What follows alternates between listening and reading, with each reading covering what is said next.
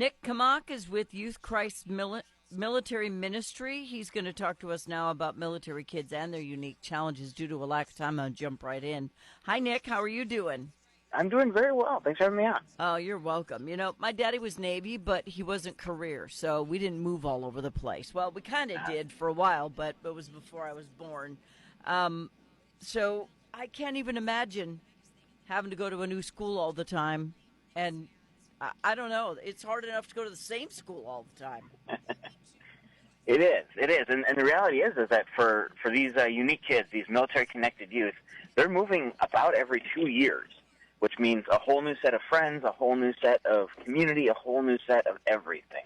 Yeah. I mean, I'm pretty adaptable. I think I could do that, but I would hate it.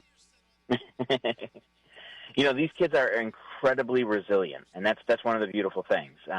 Now, unfortunately, they have to learn it through some hard knocks with all the changes and differences in their lives.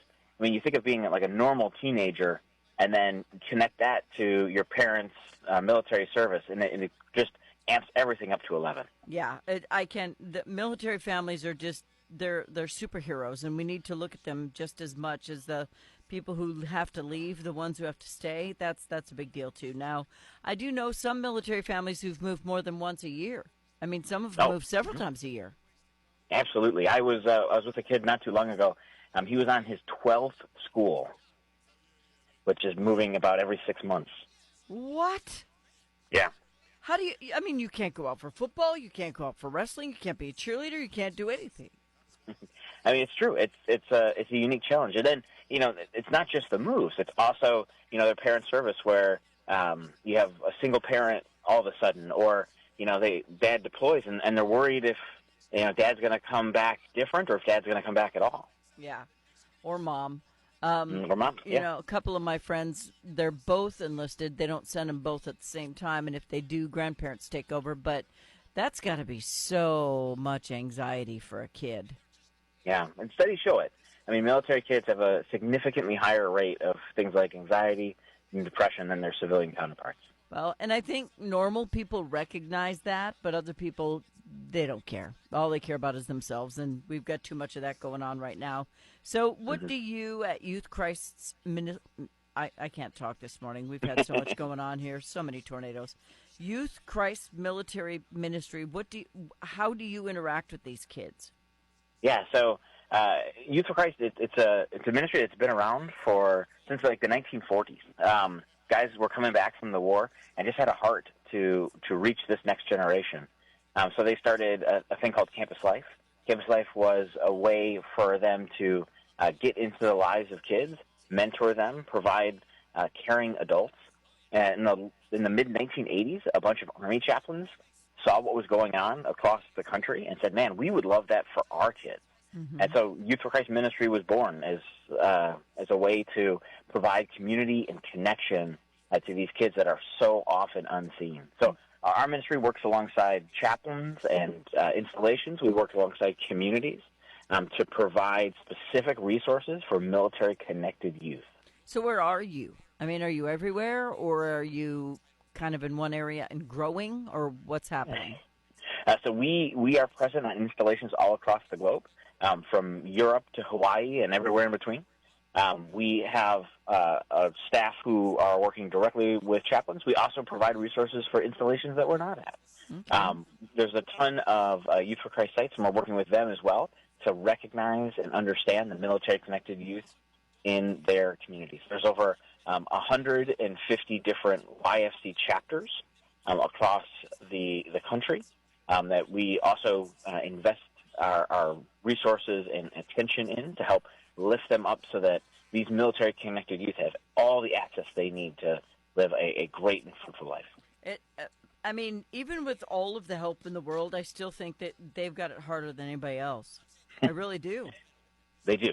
They do. And we know that we can't do this alone, too. So a lot of it it's not just focused on our own organization, but it's ushering different resources into these kids' lives, because it's only together that we're really going to make a difference in these kids' lives. Yeah. And can you imagine being the most popular kid in your school? You're like top dog. You are just, king everything. And then got to move, and then you're picked on and bullied at your next school. And I mean, the emotional swing that you would experience would be very difficult. You'd have to develop a certain kind of personality, even if it's a persona that isn't even you, just to get by.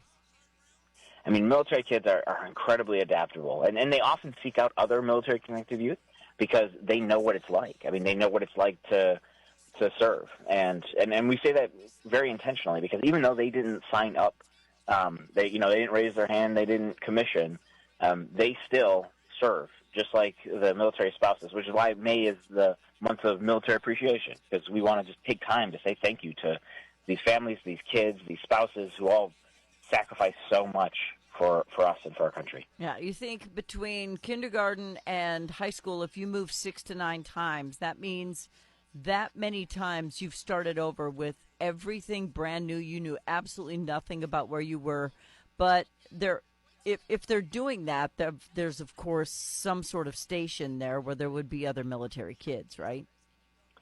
Typically, but you never know. You can get recruiting assignments that can put you in the middle of nowhere where you don't have any other, recruiting. It's wild.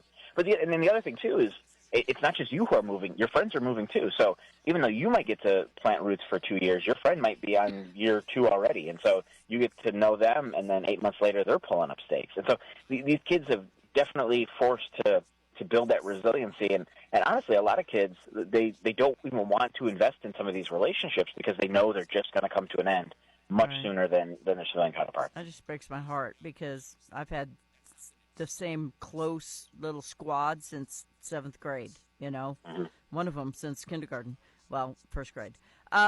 So if we don't have you here, how do we get you here? So you can go on our website, yfcmilitary.org. There they could reach out to us. We're always looking for new spaces. So if people are passionate about reaching military kids within their community or live close in proximity to a military installation, and we'd love to have a conversation. So right there on our website, they can learn how to partner. They can sign up for any newsletter updates, or they can reach out and contact us. Well, and I know a lot of the recruiters are listening, so I really hope you guys reach out, Derek. And I'm talking to you too, everybody who's a recruiter out there. I just really, really hope that this comes here as well, because I know a lot of military kids who just kind of come in, do what they have to do, and then they get so used to it they join the military when they get older. Mm-hmm. Yeah, Todd, you too. Yeah. Yes, you too. You said what about me? It can be a family business. I know. Like even me, my grandfather served in World War II. My brother served, and I also have the privilege of serving in the reserves as well. And so it's something where it kind of runs in the family sometimes. Yeah. Well, thank you for your service, and I just think this is wonderful. Do you have a way for just regular Joes to help? I mean, there's a lot of ways people can help. I think one of the biggest ways they can do is just advocate for military-connected kids within their own community. If they know people to tell their story, it's so important. These kids go unseen so often, where people don't even realize that these kids are out there. There are so many military-connected kids across the globe. Mm-hmm. Another way that an average Joe can help is you can sponsor a kid. It does take resources to make these types of ministries work, and they can sponsor a kid or sponsor a camp right there on our website. Lastly, they can do is they can pray. We believe that prayer is powerful, and we need more people intercessing on behalf of these kids. So we have prayer emails that we send out, and they can sign up for those on our website. Okay. Youth for Christ, it's yfc.net. You can help those who are serving these young people through their military ministry. I think what you're doing is beautiful. I love the name, Youth for Christ, for military families.